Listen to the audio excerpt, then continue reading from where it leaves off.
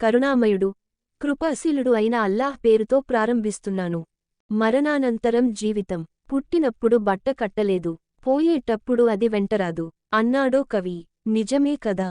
ఇక్కడ దైవానుగ్రహం పొందినవారు ఈ జీవిత సత్యాన్ని మరచిపోయి పూటకో డ్రెస్ మారుస్తూ మురిసిపోతున్నారు.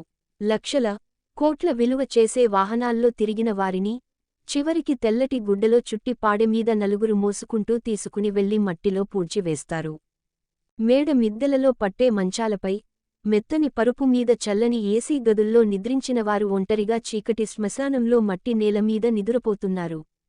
ఈ జీవిత సత్యాన్ని మరచిన మనిషి ఈ మాయ ప్రపంచం వెనుక పరుగులు పెడుతున్నాడు. అందినంత సొంతం చేసుకోవాలని మృత్యువు వచ్చి ముంగిట నిలిచేదాకా అలుపెరుగని పోరాటం చేస్తున్నాడు. ఇదే విషయాన్ని ఖురాన్లో సృష్టికర్త అయిన అల్లాహ్ ఇలా సెలవిస్తున్నాడు. వీలైనంత ఎక్కువగా ఒకరిని మించి ఒకరు ప్రపంచాన్ని పొందాలనే ధ్యాస మిమ్మల్ని ఏమరుపాటులో పడవేసింది. చివరకు మీరు ఈ వ్యామోహంలోనే శ్మశానానికి చేరుకుంటారు. సూరహ్ తకాసుర్ ఆయత్ 1-2. మరోచోట ఖురాన్లో అల్లాహ్ ఇలా సెలవిస్తున్నాడు. ధనాన్ని కూడబెట్టి దానిని మాటిమాటికి లెక్కబెట్టి ఉంచేవాడు అయిన ప్రతి వ్యక్తి సర్వనాశనమవుతాడు. అతడు తన ధనం తనవద్ద కలకాలం ఉంటుందని అనుకుంటున్నాడు. అలా ఎన్నటికీ జరగదు. సూరహ్ హుమజహ్ ఆయత్ 3-4. ఈ చావు పుట్టుకల నడుమ జీవితం ఎందుకోసమో చెబుతూ ఖురాన్లో అల్లాహ్ ఇలా తెలియజేశాడు. మీలో మంచి పనులు చేసేవారు ఎవరో పరీక్షించాలని మేము చావు పుట్టుకను సృష్టించాము. సూరహ్ ముల్క్ ఆయత్ 2. మరణం తరువాత పనికి వచ్చే పుణ్యకార్యాలు చేయడంలో అలసత్వం ఏమరుపాటులో పడి ఉన్నాడు. ఈ జీవితమే శాశ్వతం అనే భ్రమలో భోగలాలసాలలో మునిగి తేలుతున్నాడు. మృత్యువు దూత ముంగిట నిలిచిననాడు పెడబొబ్బలు పెడుతున్నాడు. ఖురాన్లో అల్లాహ్ ఇలా సెలవిస్తున్నాడు. బాగా తెలుసుకోండి. ఈ లౌకిక జీవితం ఒక ఆట, ఒక వినోదం, బాహ్య పటాటోపం, పరస్పరం ప్రగల్భాలు పలకటం, సంపద, సంతానాల విషయంలో ఒకరిపై ఒకరు ఆధిక్యం పొందటానికి ప్రయత్నించటం తప్ప మరేమీ కాదు. సూరహ్ హదీద్ సూరహ్ నంబర్ 57 ఆయత్ 20. అసలు జీవితం పరలోక జీవితం. అదే విషయాన్ని సృష్టికర్త అయిన అల్లాహ్ ఖురాన్లో ఇలా సెలవిచ్చాడు. మీరు ఐహిక జీవితానికి ప్రాధాన్యం ఇస్తున్నారు.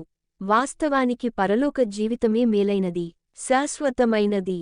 మానవ జీవితం ఒక క్రీడ, ఒక వినోదం తప్ప మరేమీ కాదు. అసలు జీవనగృహం పరలోక గృహమే.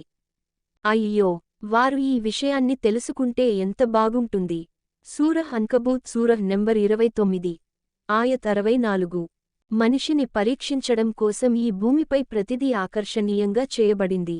ఇదే విషయాన్ని ఖురాన్లో సృష్టికర్త అయిన అల్లాహ్ ఇలా సెలవిచ్చాడు. స్త్రీలు, సంతానము, వెండి, బంగారు రాసులు, మేలుజాతి గుర్రాలు, ఈ రోజుల్లో పెద్ద పెద్ద కార్లు, పశువులు, సేద్యపు భూములు వంటి వ్యామోహాలపై ప్రేమ ఆకర్షకంగా చెయ్యబడింది. కాని ఇవన్నీ అనిత్యమైన ఐహిక జీవన సంపదలు మాత్రమే. అసలైన ఉత్తమ నివాసం మరణానంతరం అల్లాహ్ వద్ద ఉన్నదే. ఈ జీవితం ఒక పరీక్ష అన్న విషయాన్ని మరచిన మనిషి క్షణభంగురమైనది ఈ ప్రాపంచిక జీవితం అని తెలిసినా ధర్మాలు మరచి వందల, వేల ఎకరాల భూమిని, కోటాను కోట్ల రూపాయలు కూడబెట్టడం కోసం పరుగులు పెడుతున్నాడు. చివరికి మరణించి మట్టిలో కలిసిపోతున్నారు. ఈ జీవితం పరీక్ష కోసం ఇవ్వబడింది. ఎప్పుడు, ఎక్కడ, ఎలా ముగియనున్నదో తెలియని ఈ క్షణభంగుర ప్రాపంచిక జీవితం కావాలో, మరణానంతరం శాశ్వత పరలోక జీవితం కావాలో మనమే నిర్ణయించుకోవాలి. ఖురాన్లో అల్లాహ్ ఇలా సెలవిస్తున్నాడు. కేవలం ఈ ప్రాపంచిక జీవితాన్ని, దాని ఆకర్షకాలను కోరుకునే వారు చేసిన పనులకు పూర్తి ప్రతిఫలాన్ని మేము వారికి ఇక్కడనే ఇచ్చేస్తాము. ఇందులో వారికి తక్కువ చెయ్యటం అంటూ జరుగదు. అయితే పరలోకంలో అటువంటి వారికి అగ్ని తప్ప మరేమీ ఉండదు. అక్కడ తెలిసిపోతుంది వారు ప్రపంచంలో చేసినదంతా మట్టిలో కలసిపోయింది అని, వారు చేసినదంతా కేవలం మిథ్య అని. దివ్య ఖురాన్ సూరహ్ హూద్ సూరహ్ నంబర్ 11 ఆయత్ 15-16. సృష్టికి ప్రతి సృష్టి చేయగలిగిన స్థాయికి ఎదిగిన ఓ మనిషి, మృత్యువు నుంచి మాత్రం కాపాడుకోలేవు అన్నది గ్రహించు. మేలుకో. కాలంతో పాటు కరిగిపోతున్న జీవితాన్ని అర్థం చేసుకో.